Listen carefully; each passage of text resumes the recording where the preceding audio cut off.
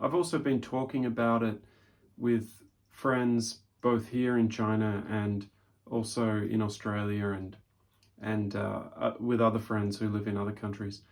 And I just think it's an interesting video, probably for some people. And especially the real reason this video came up, or the idea for this video came up, and I started talking about it a lot, was because of the travel ban between India and Australia, where the government stopped, or really, to be correct, they reduced the flow right down to only like very small numbers of people, and they made it practically very, very difficult for people to return. And I remember seeing all of these comments in like online forums, people saying, I don't even want to go back, and I don't want to go back. And it made me think, like, do I want to go back? And I probably don't want to go back. And I just thought I'd like to make a video explaining why I don't want to live in Australia and why I don't think I ever will live in Australia full time. Now, the main reason that I don't want to live in Australia is just because of the high cost of living. Everything is so expensive. On my Facebook, I often publish like pictures of food that I'm eating, and I put the cost of the food in Australian dollars. So I'll say, oh, this is my lunch, it was $1, or this was my lunch, it was $2.30.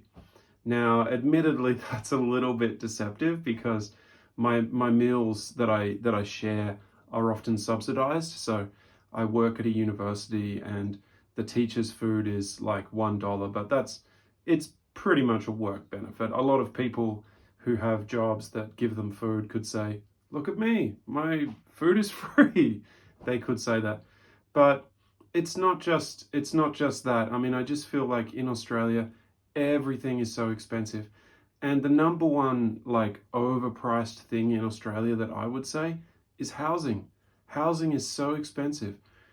For $150,000 Australian or $200,000 Australian, you can buy a very small unit. Like, that's it, you know, like you can't buy a house for that much money. So it's very difficult for me to imagine being able to afford a house, because houses where I come from are like $300,000, $400,000, $500,000, $600,000.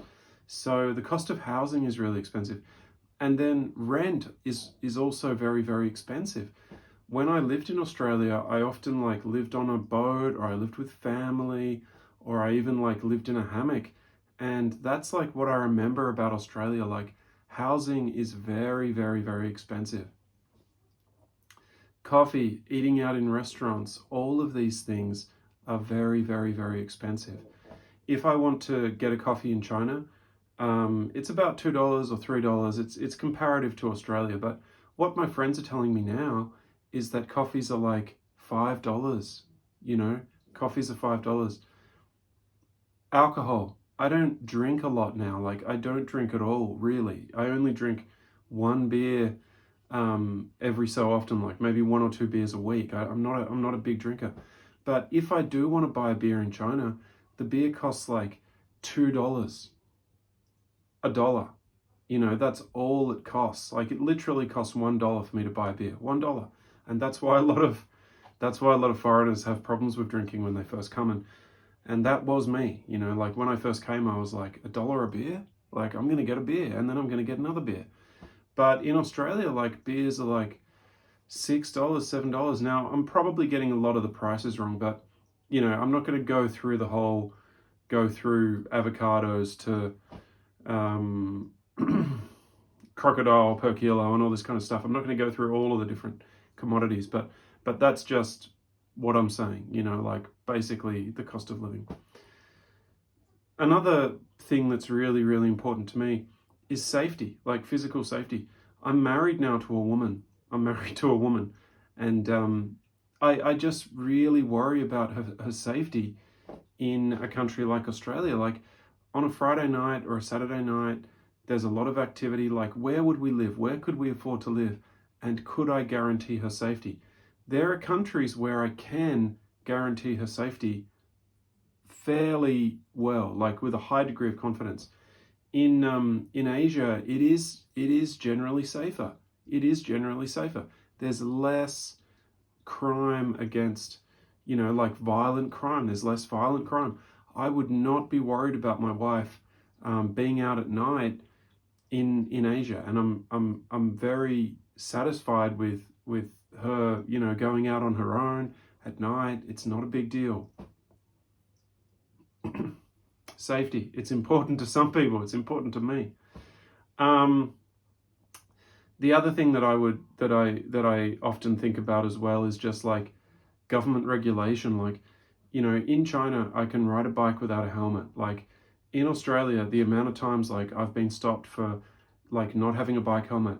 I'm not even joking. Like in Melbourne, I used to be a bicycle courier, and the streets I was a food delivery bicycle courier, just to be specific. Okay, I wasn't like a real bicycle courier taking documents around. I was working at night, and I had a light on the back, and I didn't have a light on the front because a flashing light would be distracting for me, and like the streets are so well lit. Now, how many times was I stopped by the police? I was stopped by the police a lot. And I remember coming home from work, I took my bike on the train, and I got off the train. It was like 11 o'clock at night. I'd finished my second job, which was taking tourists on a gondola. And the police stopped me then and there at like 11 o'clock at night. And they gave me a fine for like $300. And I said to them, like, this is more money than I made today. Like, this kind of stuff. Going back to alcohol, like, I'm not a big drinker, but in China, you can drink a beer on the street. Like in Korea, you can do that as well. You can buy a beer, you can sit on the road, you can drink it. In Australia, you can't do that. That is illegal. You need to go to a bar. You need to go to somewhere like a special place where you can do that. So a lot of these things, I just feel they're a little bit constricting. But the main reason, and this is related to me specifically, it's not related to other people, is that I can find work in China, I can find work in Asia, I can be an English teacher, I can teach English in this country. In China, I'm so proud to say that I've nearly had 10 years of continuous employment. If I count Korea, it is 10 years. I've had 10 years of continuous employment. Like, I haven't been unemployed for like 10 years. And I'm so proud of that. I'm so happy with that.